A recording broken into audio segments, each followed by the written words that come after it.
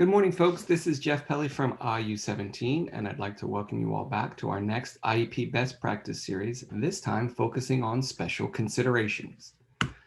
If this is your first time with us, I'd like to invite you to visit these following links here, as we've had a few other sessions. The first one was on present levels. Then we did measure annual goals. We had a session on transition, IEP alignment, and finally, last time we got together, it was on state and local assessments. These links are all here. You can pause the video and type those into your URL and to your browser rather with that URL to get to those videos. So if you're interested in checking out some of those past series, please do so. So today, as I mentioned before, we're going to focus on special considerations, and our objectives are to really focus on these 6 questions and to hammer point that home that any question that you answer with a yes must be addressed in that IEP. We also want to mention that certain questions that are marked yes are going to trigger an additional paperwork process, the deaf and hard of hearing information, and also the behavior with a functional behavior assessment. So just to do a quick review, the individualized education program, that's a legally binding written document that outlines specially designed instruction to ensure the appropriate education of individuals with disabilities. Essentially, it's that contract between the school district and the family to make sure that whatever we're going to program for that student in 1 year's time is going to be able to occur. And it's also required to be reviewed annually, but anytime during that year, folks can request a review and revision, and the team can get together to revise at any time. These list those IEP sections. Special considerations we're going to go over today. Present levels, as I mentioned, we did. Transition services, we did. Participation in assessments, we did. Goals and objectives, we've reviewed. We're going to focus on special education related services, supplementary aids and services, and modifications at a later date, as well as educational placement and Penn data reporting. So those present levels, they describe the student's performance in the current educational program, as well as their instructional and their functional skills. It gives us that nice starting point, that baseline for writing those measurable annual goals, and it focuses specifically on student strengths and needs. The measure annual goals, therefore, build skills that were identified in those present levels. Again, those needs are going to drive these measurable annual goals. Most students are going to have 3 to 5 goals. We want to have an expectation of where that kiddo is going to be within 1 year of instruction. And again, we begin with a baseline that we found in those present levels. And we have to make sure it has observable and measurable behavior. It can be monitored, and it has to start with a baseline. Transition occurs for our friends that are age 14 and older in the state of Pennsylvania. It focuses on post-secondary education and training, employment, and independent living. We need to make sure that these are updated annually, these transition plans, and we have to be able to invite agencies that are going to provide or pay for services in the IEP. This is an example of what we call the transition grid. Again, it has those 3 sections: education and training, employment, independent living. It also has the courses of study, services, which are our measurable annual goals, and activities. You can see the services listed here with an asterisk, and an activity is typically something that we do within 1 year's time of that IEP. We also talked about alignment. That's where we have our present levels, which drive our baseline, which drives our need, which drives our goal, which then goes to progress monitoring. And then we repeat that cycle year after year. Next year's present levels are going to be part of the progress monitoring that you've done on that student's IEP goal this year. We also talked about state and local assessments. We had the PSSA, that's for math and English language arts, grades 3 through 8. In science, we do grades 4 through 8. The Keystone exams, those are given at the conclusion of the kiddo taking Algebra 1, literature, or biology. And then the PASA, this is our alternate assessment that we do for students who are eligible. No less than 1% of students in a given district can be taking the PASA at any given time. And we make sure that we have our math and English language arts in grades 3 through 8 and 11, and science is done in grades 4, 8, and 11. We also need to make sure with our state and local assessments that we check proper boxes on the student's IEP. We also want to make sure we always consider the PASA, and we want to make sure we review any accommodations each year that the student is going to need to take that state assessment. Those accommodations need to be in place during their daily instructional environment.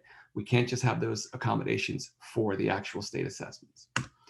So we always remember this slide here, that every learner is individualized, every learner is unique. So we need to make sure that our IEPs are always individualized. And now jumping into the best practice for this series, we're going to talk about special considerations. And the first point here is any consideration of those questions that we have that are marked yes must be addressed in the present levels of the IEP. We must also address these questions with a yes in one or more of the following areas: specially designed instruction, supplementary aids and services, related services, or measurable annual goals. So some additional paperwork, as we mentioned, deaf and hard of hearing and the behaviors that impede learning, that's going to trigger that FBA process. Question number 1, is the student blind or visually impaired? Braille instruction and materials must be provided to any student who is identified as having a visual impairment unless the IEP team determines that instruction in Braille or the use of Braille is not appropriate for that student. And in a few moments, we're going to talk about some supporting documents that are going to help the team answer this question. Question number 2 talks about, is the student deaf or hard of hearing?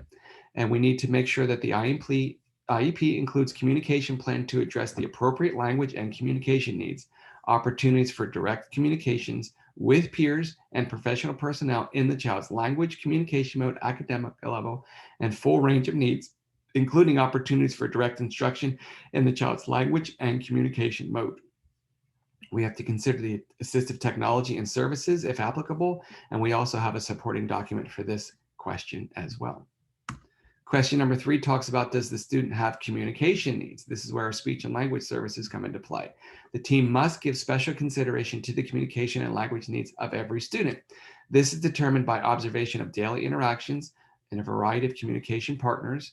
And we also have to put consideration in the given modes of communication. Could be expressive, could be receptive, could be pictures, could be output devices, those type of things.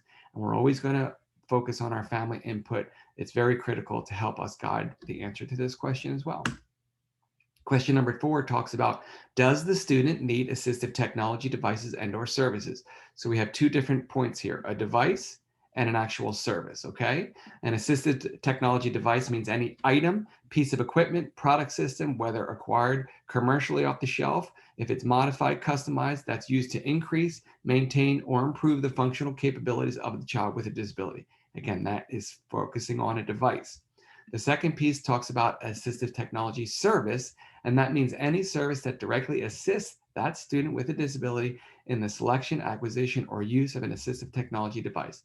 It's one thing to give the kiddo a device, it's another thing to give the kiddo a service so that they understand how to use that device. If that device is just sitting there on the desk not being used, it's not doing that student any good. We need to make sure we have services in place if that student needs it. Furthermore, on question number 4, we want to talk about assistive technology and includes any special equipment or technology that students may need to help them participate in school, including those assessments that we spoke about and the services required for assessment and implementation of these devices. Question number 5, does the student have limited English proficiency? We always want to consider our English learners receiving special education services, and the IEP team must determine if the issues and problems the student is experiencing are due to the fact that the student is acquiring a second language or due to a possible disability.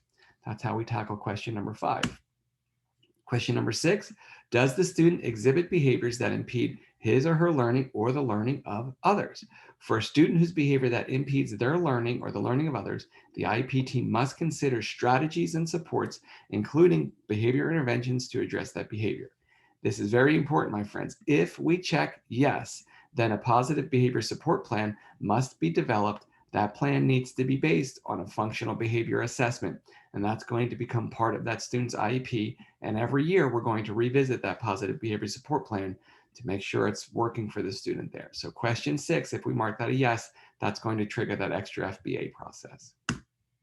We also have a box there after question number 6 that talks about other considerations.